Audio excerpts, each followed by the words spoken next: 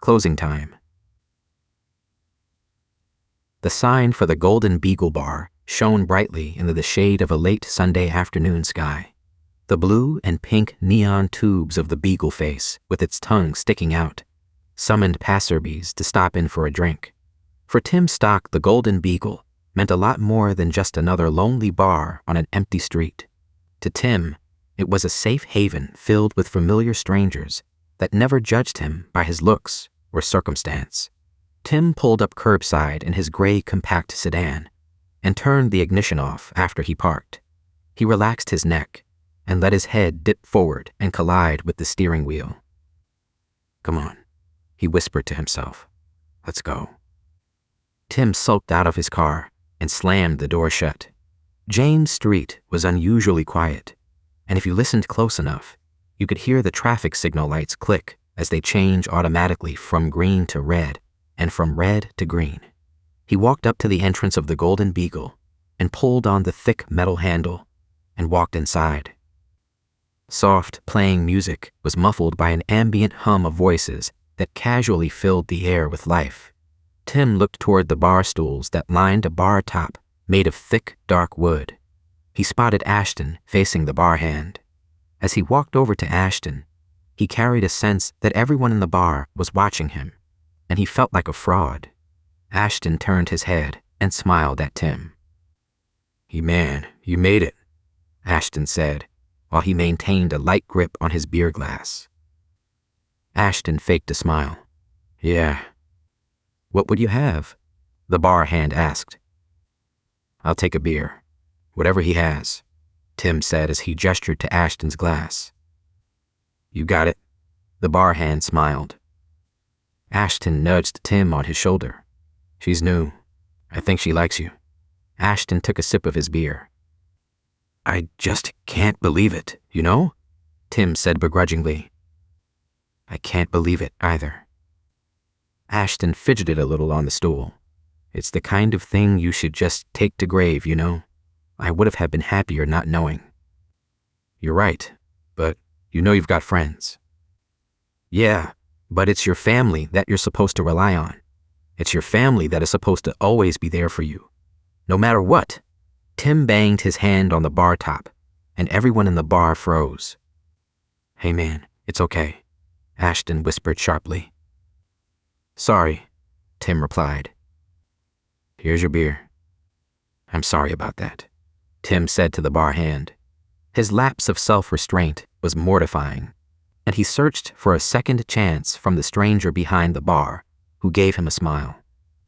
"Don't worry about it," she said. "But if it happens again, I'm going to have to escort you out of here myself." The bar hand raised her fist as a friendly gesture and walked away. "You have got to get her number, man. I'm telling you." Ashton shook his head in disbelief. "I wish that would make everything better." A buzzing ring sounded off from Tim's pocket. He pulled out his cell phone and looked the screen. "Speak of the devil. I've got to take this. I'll be right back." "No problem." Ashton lifted his beer glass. Tim walked out of the front door, and the street was still and quiet. The air felt slightly colder, and a bit more refreshing after being in the warm, stuffy bar. "What do you want?" Tim asked. The voice on the other end of line didn't speak right away. There was a breath of reluctance that spoke louder than words. "I'm sorry," the voice said. Tim looked up to night sky and rolled his eyes at the words spoken.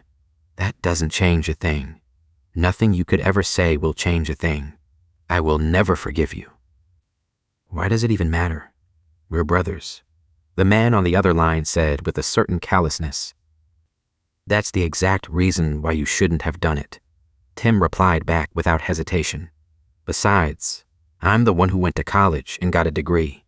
I'm the one who didn't hang out with friends all the time partying my life away, and you go and do this. Well, you just left me alone. What was I supposed to do? Huh? When Mom and Dad died in that car wreck on Christmas Eve, leaving us all alone." Yeah, Tim could hear and feel the distress in his brother's voice. "All we have is each other, right? Twins to the end," the brother said sarcastically. "Yeah, But why did you go after my wife? Tim said. The brother didn't answer right away. There was a momentarily lapse of unsettling silence that was thick enough to grab. I want it to be you. Honestly, I don't really care. Not anymore. You could just go and die somewhere. I'm done. Tim turned his phone off and ended the call. He looked back up to the sky and heard quick footsteps walking toward his direction. He turned around to see who it was. It was his brother. He was almost in a running stride, and he looked determined. How about you die? The brother whispered sternly as he struck Tim over the head with a hammer. A small stream of blood poured from Tim's head after he hit the ground with a dampened thud. The brother looked around to be sure he was unseen. He picked Tim up by his shoulders and dragged him to his car, which was parked around the corner a short distance away. Ashton looked back toward the entrance, and he saw Tim's brother walk in, and they made eye contact. The brother sat down and smiled at Ashton. How did it go with David? Ashton asked. David smiled. Everything's fine. David said he was sorry and I forgave him, but on one condition. What was that? David took a healthy swig from the beer glass in front of him. That I never see him again. So it looks like things will work out after all. That is great, Ashton replied with a genuine sense of agreement. Did you change your shirt? Ashton asked. No, why? David asked. I could have sworn your shirt was red. No, it's been blue all day. David smiled. This beer must be strong. David lifted his glass. That's the best kind, isn't it? The bar was closing, and Ashton and David made their way outside. So, do you have any plans for tomorrow? Ashton asked. No, probably just hang out with Katie. You know, married stuff. Okay, man. I'll see you at work on Monday. Count on that, David replied loudly. David started to walk toward his car, and he dropped his wallet without noticing. Ashton picked it up.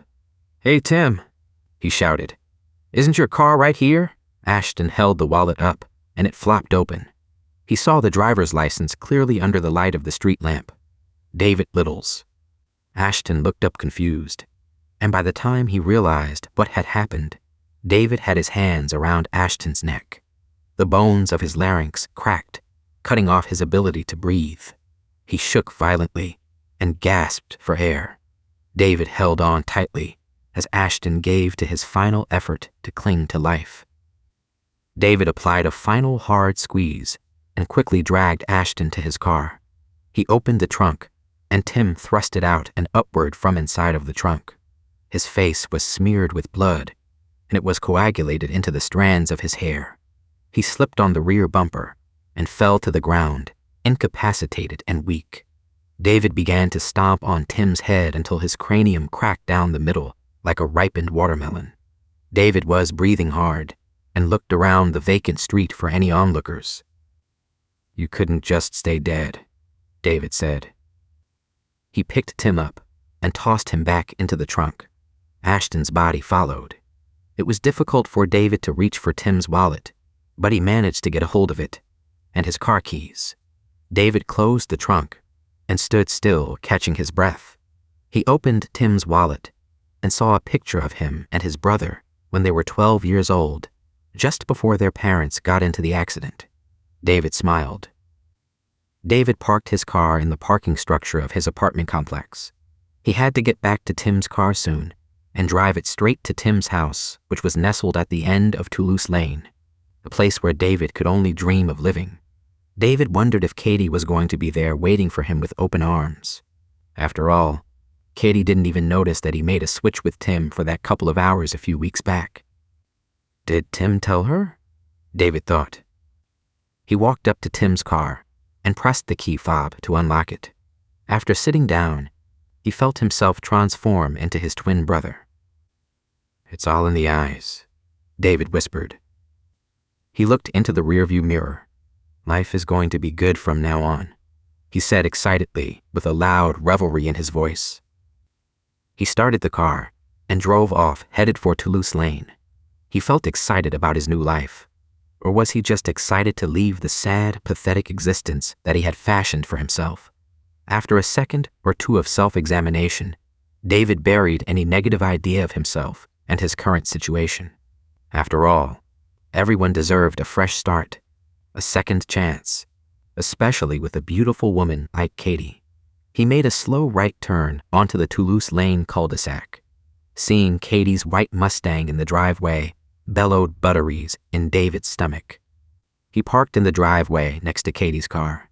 He sat in the car and absorbed the deafening silence of the interior. His thoughts turned wildly with the notion of what was in store for him behind the front door of his brother's house.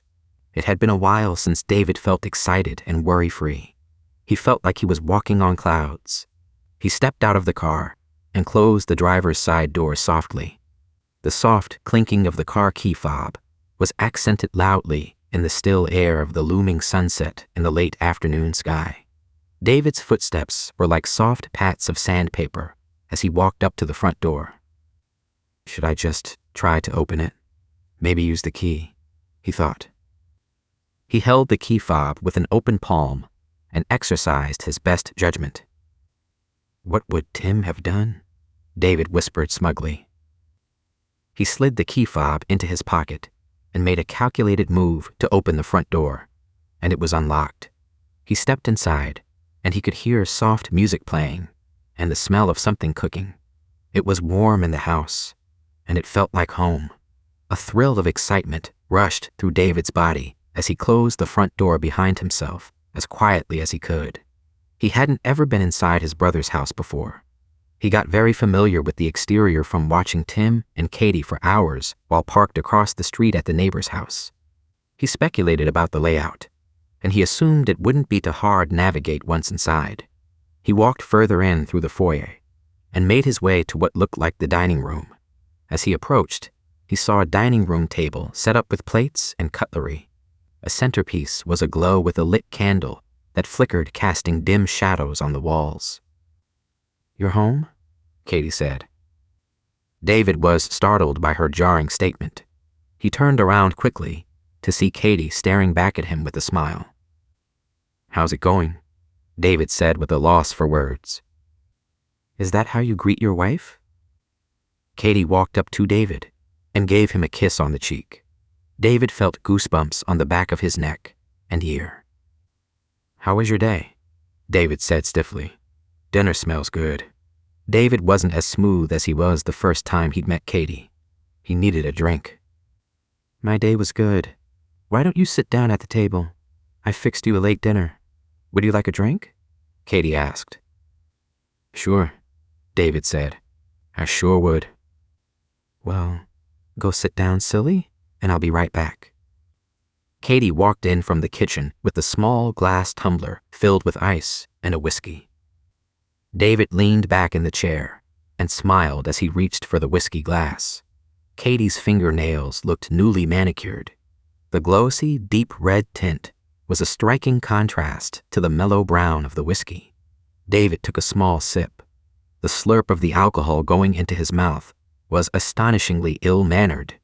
David cringed inside at his inability to drink quietly.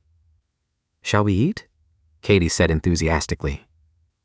"Sure, I'm starved," David said.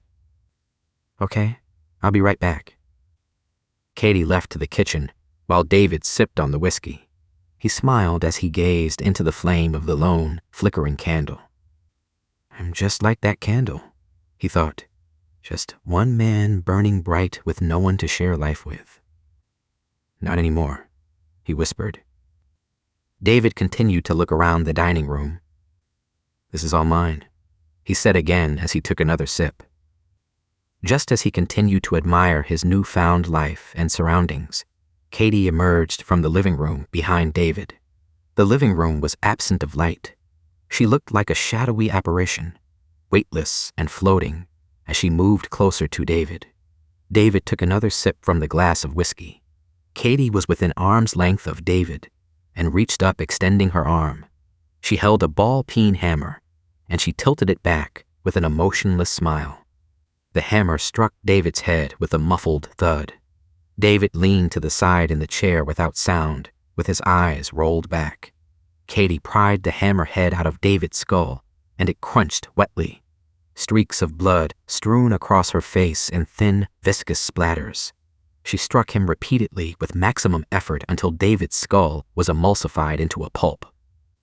Katie stopped swinging and sat on the ground out of breath. The dining room was quieted to the point that Katie could hear the blood pouring from what was left of David's skull. Her countenance changed as tears welled up in her eyes. She was physically and emotionally exhausted. She stood up and walked to the kitchen with her hammer. She leaned over the sink and turned on the faucet. The blood rinsed off of the ball-peen head of the hammer like thick red paint.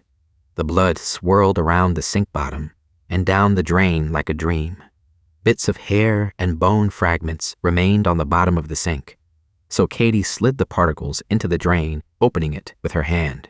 She sat the hammer down on the granite countertop and turned on the garbage disposal. The bone chipped loudly for a split second while the disposal leveled off to a low hum. She turned off the disposal and the water faucet. The smell of iron from the blood was distinct as Katie walked back into the dining room. Seeing David's body tilted over to the side of the chair brought a sense of redemption to her spirit. She thought about the conversation that she had with Tim a week ago. How was I supposed to know? You didn't tell me you had a twin brother. Tim stood up from the living room couch and walked over to the bookshelf. He picked at the book bindings with his index finger. You couldn't tell he wasn't me? Tim said softly. How could I? You look exactly the same. Katie walked over to Tim and hugged him in desperation. It's my fault, Tim said. I should have told you I had a twin. In my mind, he never existed. Last time I saw him, we fought and swore we would never see each other again. Then, he shows up 20 years later and sleeps with my wife. Damn it. Tim punched the books on the bookshelf. It's okay, Katie said as she continued to comfort Tim by rubbing his shoulders. It's not okay. If he comes around again, I will kill him, I swear. He's my brother. Katie was standing next to David's body, unrolling plastic sheeting on the floor. She plopped David's body down on the plastic, and it dropped heavy to floor with a splat. She wrapped the body tightly and used gray duct tape around the ends. I drink the whiskey in this house. Tim can't stand it. He's going to be very pleased with me, Katie said as she kicked David's plastic-wrapped dead body. She looked up with a sudden realization. Where is Tim anyway? It's Sunday. It should be closing time by now.